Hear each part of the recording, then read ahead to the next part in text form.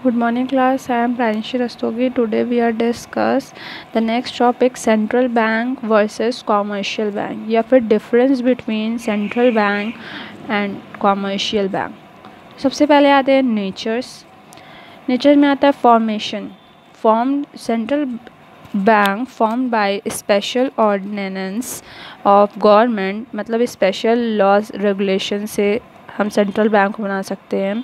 Commercial bank क्या होता है कि commercial bank formed bye banking regulation act 1991, मतलब जो सेंट्रल बैंक है उसको फॉर्म करने के लिए एक स्पेशल ऑर्डिनेंस चाहिए गवर्नमेंट का, मतलब कुछ अप्रूवल चाहिए होगा गवर्नमेंट का। इसमें भी चाहिए रहता है कॉमर्शियल बैंक में भी, बट ये फॉर्म हो जाता है बैंकिंग रेगुलेशन एक्ट 1991 में।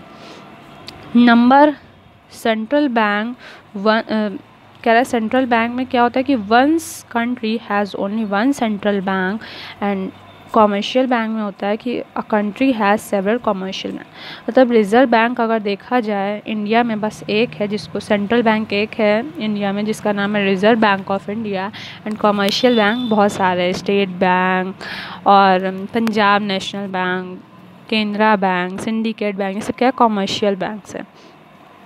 नोट इशू क्या है इसका, central bank has power to issue note. क्या है कि central bank has only power, जिसको कह ले या तो मोनोपोली, अभी हम लोग पढ़े थे मोनोपोली है सेंट्रल बैंक पास टू इशू नोट, और इसके पास has no power. Commercial bank has no power to issue note. Control central bank is controlled by government, और commercial bank controlled by the owner and a central bank. कह रहा है कि जो owner होता है बैंक का वो कंट्रोल करता है कॉमर्शियल बैंक को, और जो सेंट्रल बैंक है वो भी कंट्रोल करता है।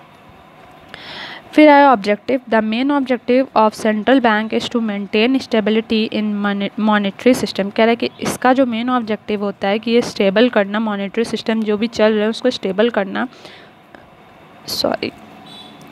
बट सेंट्रल बैंक में क्या होता है, the main objective is to make profit through provide services.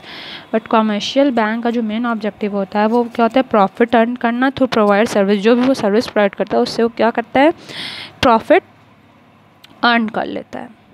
Clearing house facility में ये होता है, central bank act as a clearing house of local commercial bank. कह रहा है कि जो सेंट्रल बैंक है वो एक्ट करता है as a clearing house facility जितने भी कॉमर्शियल लोकल बैंक्स हैं उनके लिए।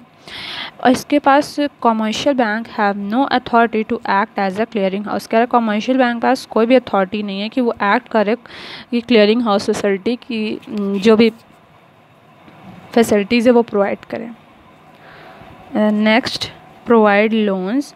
It provide credit to its schedule banks और गवर्नमेंट्स। कह रहा है कि ये लोन प्रोवाइड करता है किसको, जो अदर बैंक्स हैं उनको प्रोवाइड करता है क्रेडिट, और गवर्नमेंट को क्रेडिट प्रोवाइड करता है। बट जो कॉमर्शियल बैंक है it provide loan to its customers. कह रहा है कि ये अपने कस्टमर्स को लोन प्रोवाइड करता है।